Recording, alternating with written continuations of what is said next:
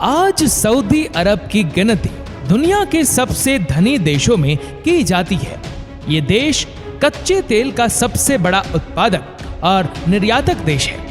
विश्व में crude oil की इंडस्ट्री में आज सऊदी अरब का योगदान 17% से भी अधिक का है।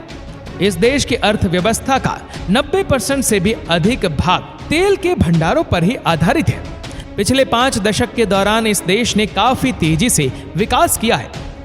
एक समय था जब यहाँ पर सिर्फ रेगिस्तान ही हुआ करता था, लेकिन आज पूरे सऊदी अरब में गगनचुंबी इमारतें नजर आती है। बेहतरीन इंफ्रास्ट्रक्चर की मिसाल आज ये देश पेश कर रहा है। महिलाओं को भी सऊदी अरब में पुरुषों की तरह ड्राइविंग का और स्पोर्ट में भाग लेने का मौका दे दिया गया है। सबसे सख्त कानून वाला देश आज अपने नियमों में बदलाव कर रहा है, जो समय के हिसाब से अच्छी बात भी है। आज भले ही सऊदी अरब को शेखों का देश कहा जाता है, यहाँ हर किसी के पास बेशुमार पैसा है। लोगों के पास एक से बढ़कर एक महंगी और लग्जरियस कार्स है। यहाँ के लोगों को सोने से भी बहुत प्यार होता है। शेर और चीते जैसे जानवर शेख पालते हैं। लेकिन आज से 100 साल पहले सऊदी अरब की स्थिति इससे बिल्कुल विपरीत थी। सऊदी अरब में तेल की खोज सन 1938 में की गई थी और उसके बाद इस देश के हालातों में सुधार आना शुरू हो गया। उससे पहले देश के हालात कैसे थे, इसके बारे में हम आज की वीडियो में आपको बताएंगे। बस आप वीडियो के आखिरी तक हमारे साथ बने रहें, क्योंकि इस वीडियो में हम आपको सऊदी अरब की वह तस्वीरें दिखाएंगे जो आपने पहले कभी नहीं देखी होगी। सन 1932 में किंग अब्दुल अजीज ने सऊदी अरब की स्थापना की थी। ये वह दौर था जब तक सऊदी अरब में तेल के भंडार की खोज नहीं की गई थी, और तेल की खोज से पहले सऊदी अरब का नाम दुनिया के सबसे गरीब देशों में गिना जाता था। यहाँ के लोग कच्चा भोजन खाया करते थे। खेती बाड़ी के जरिए लोग अपना गुजारा करते थे। यहाँ पर सबसे ज्यादा खजूर की खेती की जाती थी। इसके अलावा लोग ऊंटों और भेड़ों का इस्तेमाल भी करते थे। आज जहाँ पर आलीशान घर बने हुए नजर आते हैं, वहाँ पर मिट्टी के टूटे फूटे मकान और झोपड़ियाँ हुआ करती थी। लोग शिल्पकला से भी जुड़े हुए थे। इसके अलावा सऊदी अरब सहित अधिकतर खाड़ी देशों में मोती का काम भी बड़े पैमाने पर होता था।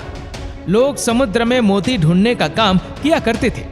बहुत से लोग ईस्टर्न या वेस्टर्न देशों में रोजगार की तलाश में जाया करते थे, जहाँ पर साफ सफाई करना, गाड़ी धोने जैसा काम करते थे या फिर मजदूरी के जरिए अपना जीवन यापन करते थे। सऊदी अरब की आय का मुख्य जरिया उस समय मक्का मदीना हुआ करता था। इस्लाम धर्म के लोगों के बीच हमेशा से ही हज को लेकर एक विशेष मान्यता रही है। हज में आने वाले लोगों से सऊदी अरब के लोग कमाई करते थे और कई सालों तक ऐसा ही देश में चलता रहा। पानी के थोड़े बहुत कुएं लोगों के घरों में हुआ करते थे, लेकिन रेगिस्तान होने के कारण वे सभी कुएं धीरे धीरे सूखने लगे थे। अभी तक देश में अधिकतर जगह बिजली तक नहीं पहुंच पाई थी। सन 1950 तक भी सऊदी अरब के हालात बहुत ज्यादा नहीं सुधरे थे, क्योंकि इस साल अमेरिका के एक बड़े डॉक्टर अब्दुल अल अजीज के इलाज के लिए सऊदी अरब पहुंचे थे। डॉक्टर क्रेन एक डॉक्टर तो थे ही, साथ ही उन्हें फोटोग्राफी का भी बड़ा शौक हुआ करता था। वह हमेशा अपने साथ एक कैमरा रखा करते थे। उनके बारे में यह भी कहा जाता है कि सोते समय भी उनके गले में कैमरा रहता था। अब्दुल अल अजीज के इलाज के लिए जब वे सऊदी अरब गए थे, तो उन्होंने इस देश की कई तस्वीरें अपने कैमरे में कैद की थी। उनमें से कुछ फोटोज आज भी उपलब्ध है। इन फोटोज को देखकर अंदाजा लगाया जा सकता है कि सऊदी अरब के हालात उस समय कैसे हुआ करते थे। तस्वीरों में लोग ऊंटों पर सामान लादते हुए नजर आ रहे हैं। कहा जाता है कि ये सऊदी अरब की पहली रंगीन तस्वीरें भी थी। हालांकि इनकी क्वालिटी बहुत ज्यादा अच्छी नहीं है, लेकिन फिर भी इन्हें देखकर काफी कुछ अंदाजा लगाया जा सकता है। लोग उस समय फुटपाथ और सड़कों पर दुकानें लगाया करते थे और सामान बेचा करते थे। हालांकि बहुत ज्यादा व्यापार उस समय सऊदी अरब में नहीं हुआ करता था।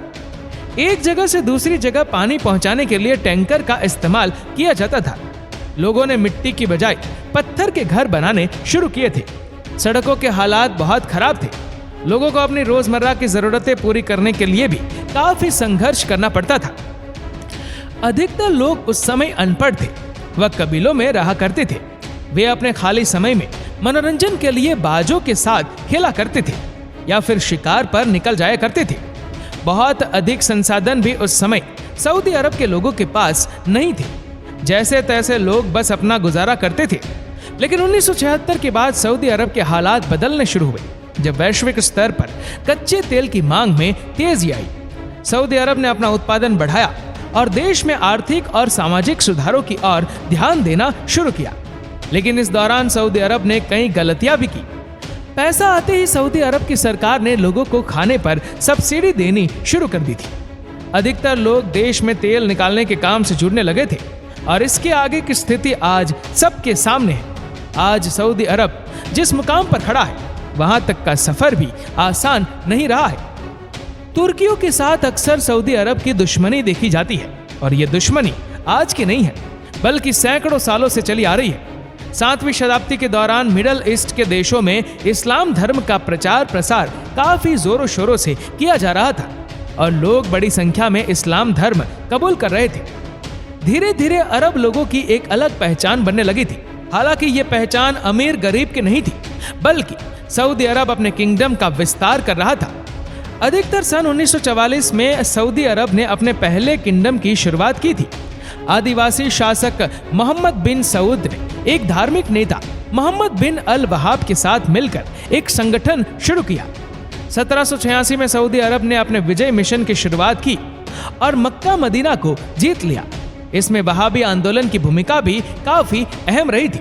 लेकिन 1816 में ऑटोमन एम्पायर ने सऊदी अरब पर कब्जा कर लिया और पहला सऊदी किंगडम समाप्त हो गया। दूसरा सऊदी किंगडम सन 1824 से लेकर 1866 तक चला था। प्रथम विश्व युद्ध खत्म होने के बाद सऊदी अरब ने अपने देश में तेल के ठिकानों की खोज करनी शुरू की। सन 1922 में न्यूजीलैंड के माइनिंग इंजीनियर मेजर फ्रैंक हॉलमैन्स को ईस्टर्न पार्ट में तेल की खोज करने की जिम्मेदारी दी गई। हालांकि उन्हें इसमें कामयाबी नहीं मिली। सन 1925 में American engineers Karl Twitchell ने सऊदी अरब में तेल के स्रोत ढूंढने की कोशिश की। वह अपने मुकाम में सफल तो नहीं हुए, लेकिन तेल के बड़े बड़े भंडार होने के सबूत उन्होंने दे दिए थे। 1932 में बहराइन में तेल के भंडार खोज लिए गए थे, जिसके बाद सऊदी अरब में भी तेल के भंडार ढूंढने का काम तेजी से आगे बढ़ाया गया। 1934 में जुबेल में जियोलॉजिस्ट की टीम ने तेल खोज निकालने का काम दोबारा शुरू किया, लेकिन अंत में सफलता सन 1938 में अमेरिकी की एक कंपनी को मिली। डेमम ऑयल फील्ड में पहली बार सऊदी अरब में तेल जे भंडार खोजे गए थे। आज ये जगह दहरान के नाम से पहचानी जाती है। सन 1939 के अंदर तेल के ट्रांसपोर्ट के लिए पाइपलाइन बिछाने का काम शुरू हुआ और 1944 में रैमको कंपनी को तेल निकालने की सारी जिम्मेदारी सौंप दी गई। आज के समय में सऊदी अरब के पास कितना तेल का भंडार मौजूद है, इसका सटीक आंकड़ा किसी के पास नहीं है, क्योंकि सऊदी अरब इस तरह की सभी फाइलों को काफी गोपनीय रखता है। हालांकि सऊदी अरब के आधिकारिक आंकड़ों के अनुसार उनके पास 250 बिलियन बैरल तेल अभी भी मौजूद है, लेकिन इन आंकड़ों को पूरी तरह सही नहीं माना जा सकता, क्योंकि 1987 में सऊदी अरब ने कहा था कि उनके पास 170 बिलियन बैरल तेल का भंडार मौजूद है और 1989 में सरकार ने यह आंकड़ा बढ़ाकर 207 बिलियन बैरल कर दिया था। रिपोर्ट की माने तो 2016 तक सऊदी अरब अपने देश से 94 बिलियन बैरल तेल निकाल चुका है और आज हर रोज सऊदी अरब 10 मिलियन बैरल से अधिक तेल निकाल रहा है। इस लिहाज से उनके पास तेल का कुल कितना भंडार मौजूद है, ये स्पष्टता के साथ नहीं कहा जा सकता। सऊदी अरब अभी तक तो आलीशान और लग्जरियस लाइफ के लिए माना जाता है, लेकिन जल्दी सऊदी अरब की खुशियों में खलल पड़ सकता है, क्योंकि दुनिया के कई देश पेट्रोल और डीजल जैसे ईंधन पर अपनी निर्भरता कम कर रहे हैं। और अगर सऊदी अरब से देश तेल खरीदना बंद कर देंगे तो इस देश की अर्थव्यवस्था बर्बाद हो जाएगी। अर्थव्यवस्था को बचाए रखने के लिए सऊदी अरब ने अपने देश में टैक्स सिस्टम लागू कर दिया है। विजन 2030 मिशन लॉन्च किया गया है एजुकेशन और टूरिज्म को बढ़ाने की, और सऊदी अरब काफी ध्यान दे रहा है। उदाहरण के तौर पर दुबई को देखा जा सकता है। आज दुबई की केवल 2% अर्थव्यवस्था ही ऑयल इंडस्ट्री पर निर्भर है और अधिकतर पैसा दुबई अपनी टूरिज्म इंडस्ट्री से कमा रहा है। IIMF ने सऊदी अरब को सलाह दी है कि वे अपने खर्चे कम करें और सस्टेनेबल डेवलपमेंट की और अधिक ध्यान दें। अब देखना होगा कि आखिर सऊदी अरब किस तरह तेल पर निर्भरता कम करता है। और अन्य सेक्टर की तरफ ध्यान देता है।